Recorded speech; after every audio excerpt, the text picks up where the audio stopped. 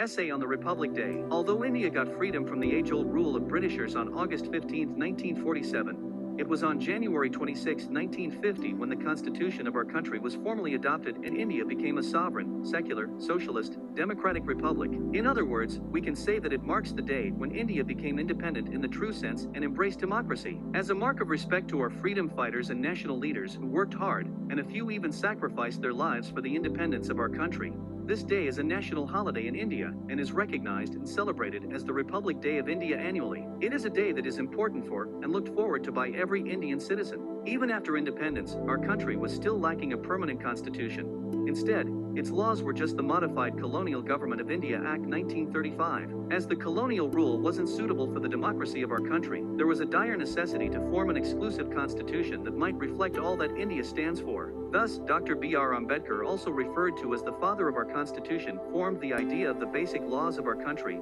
and led a constitutional drafting committee on August 28, 1947. It took 166 days to complete the draft. After completing the drafting, it was presented to the Constituent Assembly by the said committee on November 4, 1947. People's opinion was also considered while finalizing the draft. Our Constitution was an amalgam of the Constitution of several countries, which were deeply studied by the esteemed founding members of the committee. India's Constitution is the lengthiest in the world. It took 2 years, 11 months, and 18 days to complete the Constitution. Although it was endorsed and implemented by the Constituent Assembly on November 26, 1949, it came into effect on January 26, 1950 with a democratic government system, completing the country's transition towards becoming an independent republic. Dr. Rajendra Prasad began his first term of office as President of the Indian Union on that day. The Constituent Assembly became the Parliament of India under the transitional provisions of the new Constitution. On the eve of Republic Day, the President addresses the country. The date January 26th was chosen as Republic Day because this date had a great significance in India's struggle for Swaraj. It had been decided at the Congress session at Lahore on December 29, 1929,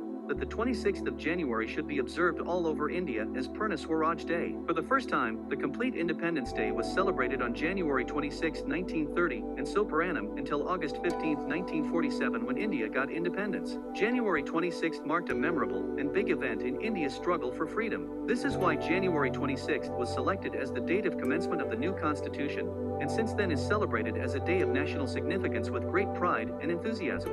Despite many challenges and hardships, our Constitutional Committee created the Constitution in such a way that every citizen of India could enjoy equal rights with relevance to their religions, caste, culture, sex, and creed. Thus, this day is incredibly important because it marks the end of British rule and the birth of India as a republic state. Republic Day is a national festival and is celebrated with plenty of zeal and happiness. Although declared a national holiday, all schools, government offices, and other organizations are expected to celebrate the day by hoisting the national flag and singing the national anthem. It's mandatory for students and employees to attend the celebration of flag hoisting.